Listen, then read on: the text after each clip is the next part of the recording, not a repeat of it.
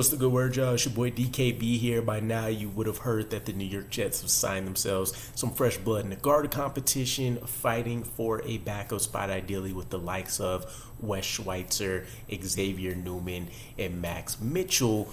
We've signed UFL's guard Kohl Levao, a All-UFL player, which is essentially the apples to apples version of a All-Pro in the NFL, coming to us at 26 years old, 6'5" and 324 pounds.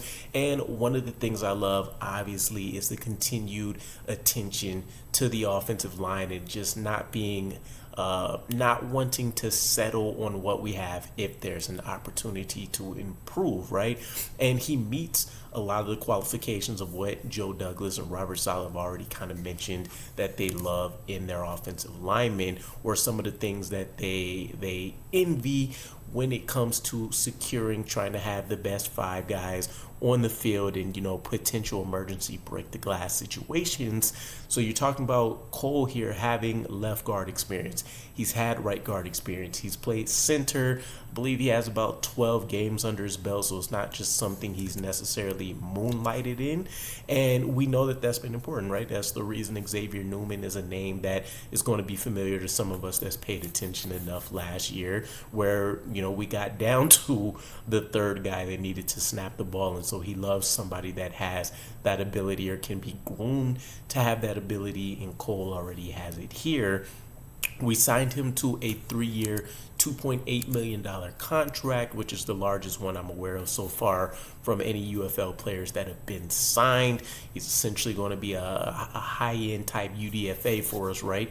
And he's coming off of a championship run. One of the other things I've seen noted was that multiple teams were interested in signing Levao, and they wanted to bring him in for workouts, etc. I didn't see that we ended up going through the workout route, so I don't know if kind of cutting a lot of the additional work went in our favor or not, but the New York Jets are not a known destination for offensive line play, at least since, the late 2000s, right? So it is interesting to me that he's decided to select the New York Jets as his option, and, I'm not going to try to take anything away from that decision, but it is a curious one to me. Maybe he felt it was a good scheme fit for him. Maybe Keith Carter was able to sway him. I don't know what that looks like, but it feels like a huge win for the Jets with a guy that's coming off of a championship run with the San Antonio Brahmas from the UFL. You have to keep in mind that, he's been in this UFL, XFL territory for a handful of years. They just ended up completing a merger in 2023 where he ended up being an 8th round pick. And so kind of throwback classic stuff, right? 25 round drafts in like Madden, if you will. But he does have the college experience, former Hawaii player, got 3 years there under his belt, 3 or 4 years, 2018 to 2021.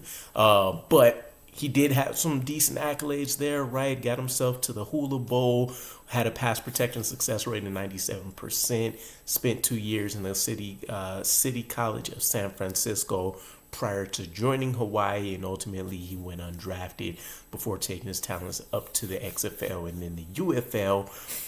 But I love kind of what I've seen from him, even from college. Has had 2 major injuries, and I couldn't necessarily see what those were, but I know one took him out for about 12 games or so, way back, let's say 2019 or so. And then he had another one that took him out for the following season after that, but he's been able to bounce back strongly since 2023. He's coming off of starting 8 of 10 games. The impressive piece about this is that he ended up, and this is after the merger being completed, an entirely new coaching staff comes in. So obviously there's no loyalty anywhere. It's get in where you can fit in and earn your role. And he won over that training staff and was able to secure himself a starting role. 2024 rolls around, he's a full 10-game starter, and he only ended up allowing 9 pressures and 0 sacks. So this is a guy that, from everything that I've seen when it comes to metrics and the pressures, etc., he seems like a guy that is a viable pass protecting guard as opposed to a road grade or anything, but he does have the ability. He has the profile to add that into his game, and that's not to say that he's a slouch. I just haven't seen a ton of stuff yet.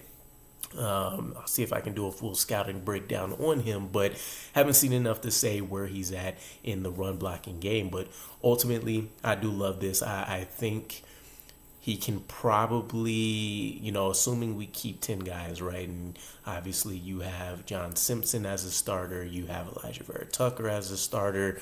And then when you want to talk about that interior position, then you start looking at Wes Schweitzer probably being the next top option to be the interior swing guard, also capable of playing center. Then it really comes down to how well do they feel Xavier Newman has improved, right? He came in during emergency situations.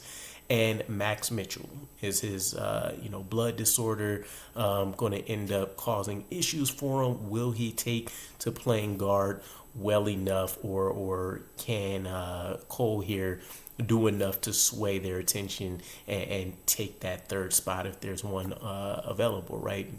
4 spots already gone between Tyron at tackle, Olu ideally, and then Morgan Moses and Carter Warren. So tough sledding here, but ultimately let me know what you guys think if you paid attention to the XFL, UFL, and you happen to follow the Brahmas or anything else that you dug up since, I guess, prior to watching this video. And I'll catch you guys again. Peace.